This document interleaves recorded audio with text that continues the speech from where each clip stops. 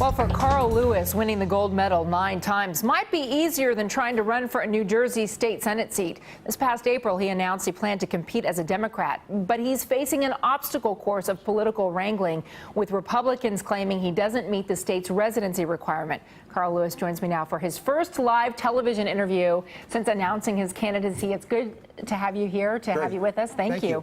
So what is your plan? Where do things stand now? Because there's been the battle over whether your name should be on the ballot, residency requirements and all of that. Where do things stand in terms of even giving New Jersey voters the opportunity to vote for you? Well, I'm on the ballot, and I won the primary, as some people know. And what's happening now is they're really trying to get me back off the ballot.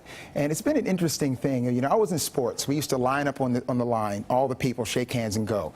Well, if I was able to line up with no competitors, I'd always win the race. And really, that's what they're trying to do.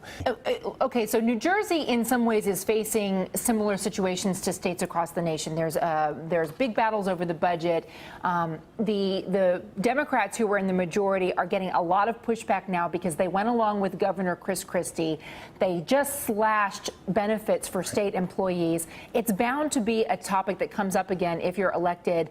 How would you move forward on that, knowing on the one hand you have state employees who want their benefits, on the other, New Jersey has among the highest property taxes in the nation? Right. Well, first of all, we know that we have the highest property taxes. And one of the things with the governor slashing all of the communities, it's raising the taxes in those communities.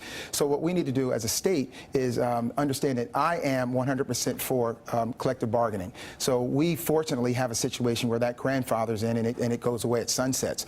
So the future is now New Jerseyans coming together, making sure that we continue to push our good schools, because we have great schools in Jersey. But my biggest thing is that we have to strive to be the best. Yeah. And we're cutting women's services and all these areas. But the reality is that that's just passed on to someone else. We were talking in the break about why you chose state Senate as opposed to a run for Congress. There's a lot of voters who are just fed up with what they're seeing in Washington right now. But knowing that that happens at the state level too, watching this impasse, why would you even want to be in politics right now? Well, I don't look at myself as becoming a politician. I've watched my parents serve every day, and I grew up with them coaching track teams and doing programs. And so then when I grew up, I did the same thing. So I started 4 years ago in Willingboro coaching a track team, and that track team was the last team in South Jersey. This year they almost won state because we made that challenge. So really, it's not really becoming a politician. It's for me to serve. And at the state level, it allows me to continue all the great relationships that I have with the community, things that I do. What's interesting is I've never been in politics, and we've got the governor, the secretary of state, the attorney general, the state GOP, the county GOP, and my opponent. So, you know, I look at it this way. I've actually put USA on my chest, and I ran against the world. I can handle state GOP. Thank you so much, Carl, for coming in. I appreciate that.